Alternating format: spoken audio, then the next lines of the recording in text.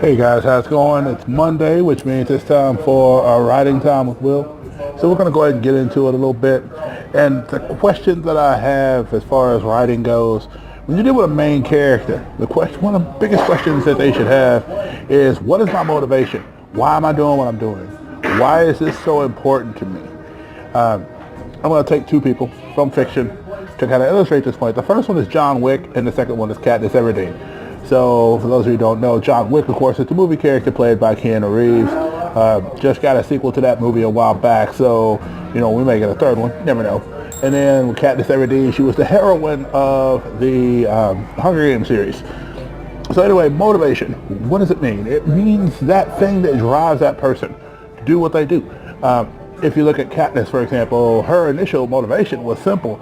My sister got chosen for the Hunger Games, and I don't want her to be in it because she's too young and she's not ready for something like that. So I'm willing to take her place. That's the whole motivation at the beginning of it.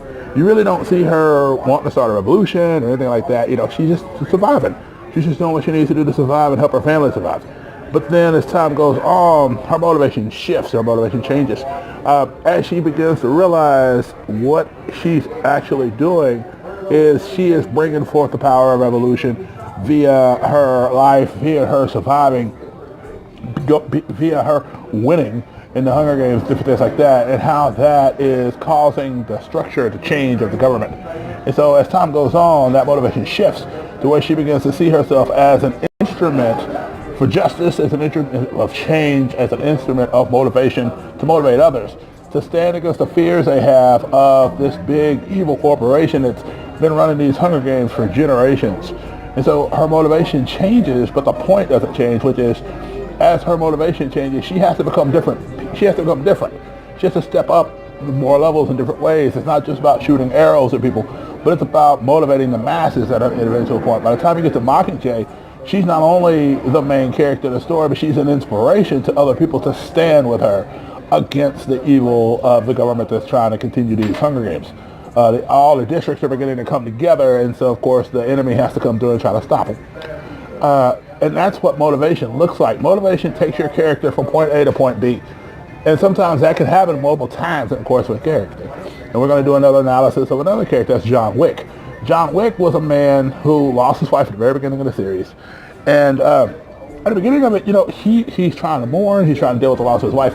And a dog gets delivered to him. Of course, the car was given to him that he had. And then his wife, I believe it might have been the night she died, or the night at the funeral, had delivered a package to him showing that there was a dog. And so this dog was in the package as a way for him to kind of mourn and not be alone.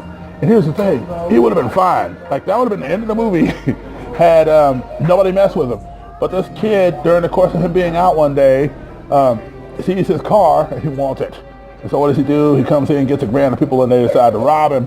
Not only do they take the man's car, but more importantly, they kill the dog. And it's not really, you don't really see it. You see him do a whole bunch of crazy stuff, but that's not until he gets captured by the young man's dad. And he looks at him and he says, he's talking to him and different things. He's belittling John Wick. And at one point, John Wick looks at him and says, listen, here's how this happened. I lost my wife. And that was the one thing that got me out of all this. I don't want to do it anymore. I loved her. And I wanted to do what I could to please her. But she died. And when she died, the only thing I had of her that was left was the car and the dog that she sent me.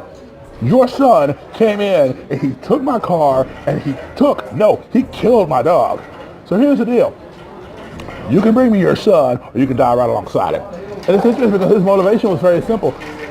He would not have come back into the fray to do anything he was doing had that kid left him alone, but he didn't. And so sometimes it kind of shows the idea that his motivation was push you far. Anybody will do anything to deal with the situation sometimes. And John Wick's one of those characters that's motivated by, of course, in that situation, revenge, motivated by the loss of something that meant something to his wife, something that meant something to him. And so, we look at motivation. When you write your character, something you always want to try to do is you always want to try to make sure to have characters that are motivated by something more than a simple, I'm going to save the world because the bad guys are taking over the world. If you're writing a villain, you always want to have a villain have more of a motivation than I want to take over the world. Why does he want to take over the world? What does he want? What is he really after? Those are the things you want to look at when you're writing characters. Those are important. So anyway, guys, I hope this is something you can use. I hope as you're working on it that you think about things to motivate your characters, both good guys and bad guys. Even minor characters that you write about, see what you can do to motivate them. See what you can do as you write those characters. Look at it. Because I promise you, as you're looking to motivate those characters, you may find some stuff out about yourself that may help you in the future. Anyway, guys, as always, love you. Take care. This is my writing time. And this is your writing time. I got a story to tell. I pray it inspires you to tell yours more than anything else. Be blessed and be a blessing to somebody, guys. Till next time, guys.